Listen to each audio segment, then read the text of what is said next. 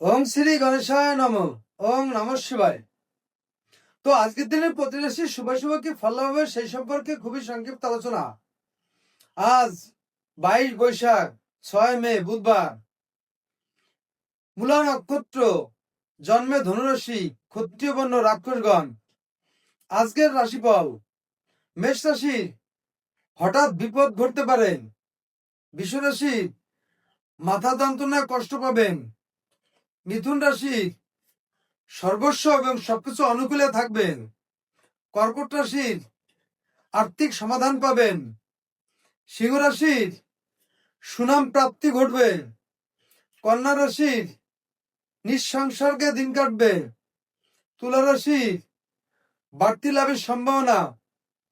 বৃশ্চিক রাশির, মতনৈক্য ঘটবে।